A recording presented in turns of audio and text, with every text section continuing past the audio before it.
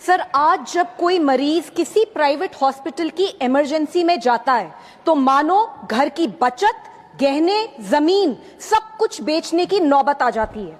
आप हॉस्पिटल के अंदर जाइए, बेड्स की कैटेगरी देखिए, डिलक्स, प्रीमियम, स्वीट, इनका रूम रेंट कई बार 5 स्टार होटल से भी ज्यादा होता है। आपसे पहला सवाल पूछा जाता है, इंश्योरेंस है? जैसे ही जवाब हाँ होता है, मीटर चालू हो जाता है। कमरे में पहुंचते ही thermometer, disposable gloves, mask, sanitizer सब कुछ बिल में जोड़ दिया जाता है। हम डॉक्टरों के इलाज पर सवाल नहीं उठा रहे हैं, हमारी जिंदगी बचाते हैं वो भगवान समान है। डायग्नोस्टिक टेस्ट बिल्कुल जरूरी हो सकते हैं, लेकिन कई बार हॉस्पिटल्स के दबाव में बढ़ा चढ़ाकर लिखे जाते हैं। जेनरिक की जगह महंगी ब्रांडेड मेडिसिन लिखी जाती हैं जो बाहर 15 to 20% डिस्काउंट पर मिलती हैं, लेकिन हॉस्पिटल में पूरी कीमत पर बेची जाती हैं।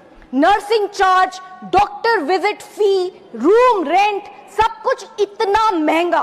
बिल ट्रांसपेरेंट नहीं होते, बल्कि उनमें हिडन चार्जेस और अनएक्सप्लेन्ड फीस होती हैं।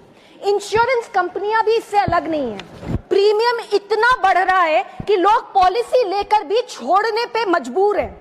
ऊपर से कंपनीज छोटी छोटी बातों पर क्लेम्स रिजेक्ट कर देती हैं। नतीजा, हर साल लाखों परिवार कर्जे में डूब जाते हैं। सर, इस सेक्टर को रेगुलेट करने के लिए 2010 में क्लिनिकल एस्टैब्लिशमेंट्स एक्ट पास किया गया था, जिसने राज्यों को अधिकार दिया था कि वे मेडिकल प्रोसीजर्स की मैक्सिमम रेट्स तय करें।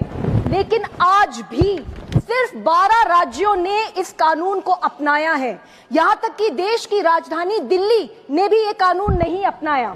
इसलिए सर, मेरी मांग है, नंबर 1, क्लिनिकल एस्टैब्लिशमेंट्स एक्ट को सभी राज्यों में मैंडेटरी बनाया जाए। 2, इमरजेंसी केयर में कानूनन इलाज पहले, बिल बाद में। 3, हॉस्पिटल्स में ट्रांसपेरेंट एंड रीजनेबल बिलिंग होनी चाहिए।